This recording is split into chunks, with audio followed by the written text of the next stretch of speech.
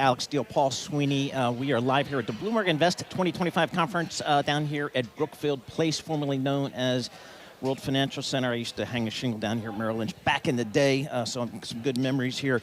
I tell you, if I were to come back on the street, Alix, again, I'm telling you, private credit might be the place I go. I mean, I went to the Chase Manhattan Bank Credit Trading Program, the best on the street.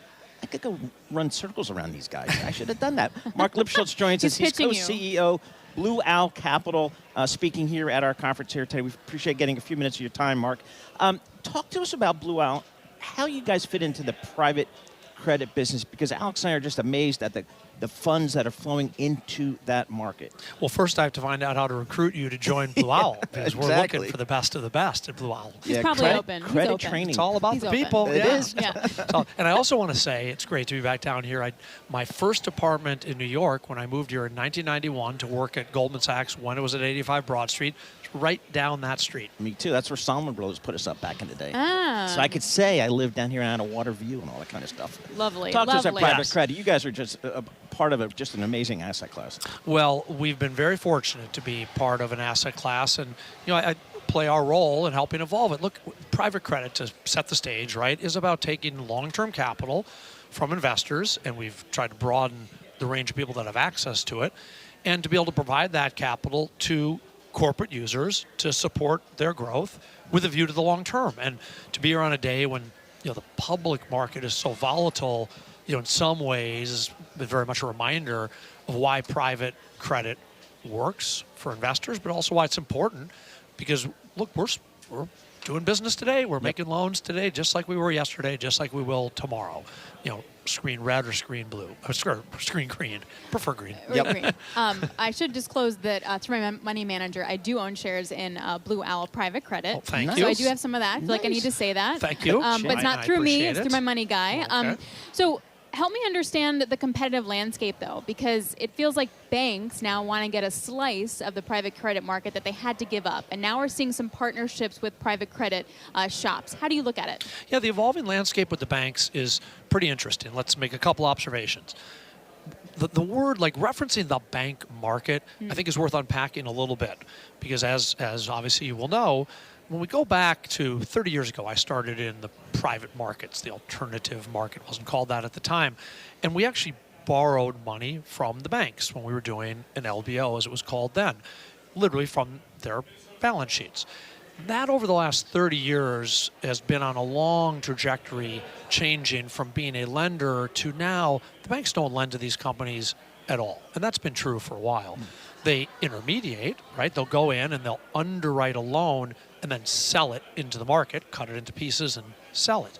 And so in that regard, of course, that's an alternative way to finance a business, and we could talk about the pluses and minuses of both. It's great to have both markets. You want to have a good, vibrant, bank-intermediated market. But remember, what the bank cares about is, can I underwrite the loan and sell it in the next 60 days? So the red screen today is dramatic for a decision for a bank to underwrite a loan. On the other hand, we're the exact opposite. It doesn't really matter to us what's happening in the market today. What matters to us is, do we get paid back 5, 6, 7 years from now? That's our decision. That's what we're focused on. So in that sense, we really live in kind of with different incentives and serve a different function. However, to the good point, the banks are saying, okay, but turns out private credit really does work, right? They spent a lot of time criticizing the market and trying different ways to maybe scare up the boogeyman. But now they, in fact, are actually launching funds to do private credit. So I'd start with, look, if you can't beat them, join them, and that's great. We'll take the endorsement of the market. It's a big world. Credit's a multi-trillion-dollar asset class, multi-trillion-dollar marketplace. We need vibrant, available capital, and having a bank launch a fund, great. There's a lot of funds in the world, and some of those will be done in partnerships, as you noted, and some will just be standalone efforts, and some will just continue to stay the course and do their traditional underwriting. What's a typical deal for Blue Owl these days?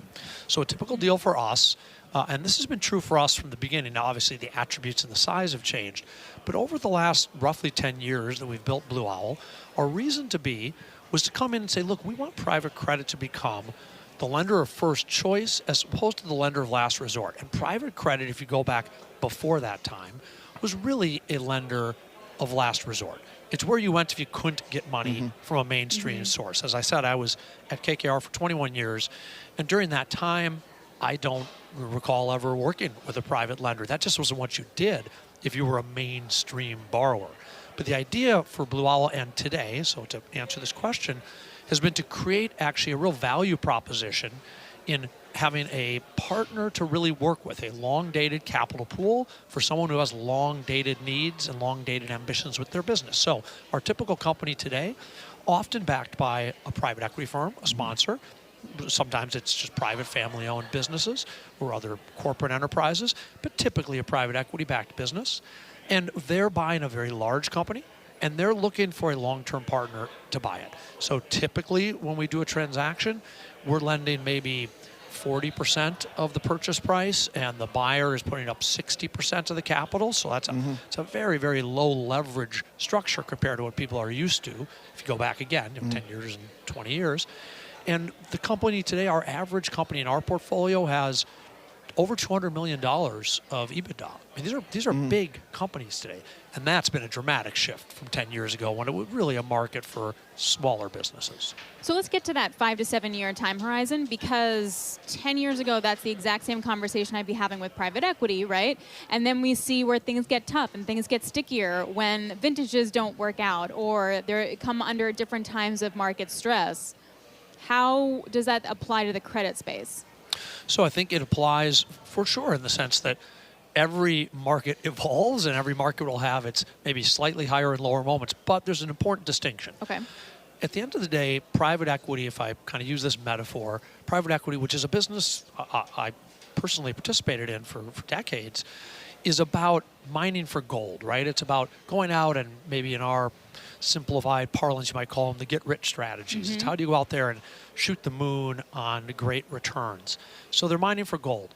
Our business in private credit is to be the picks and shovels provider to those miners. So we're not trying to find a big gold vein. We're not betting on the price of gold. What we're saying is if the miners are active, and miners in this case would be any corporate user of capital, so they are always active, we want to supply them, and we take a less risky position, and we expect a corollary attractive return.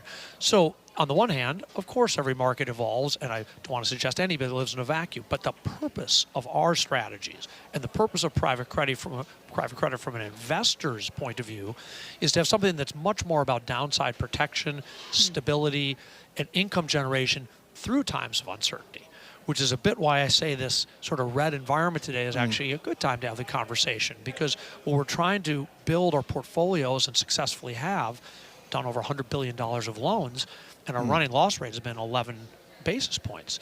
And I think it speaks to the idea that this is about durability and predictability when times are uncertain. And I think it's probably safe to say today, everyone's looking around saying, gosh, it feels uncertain out there.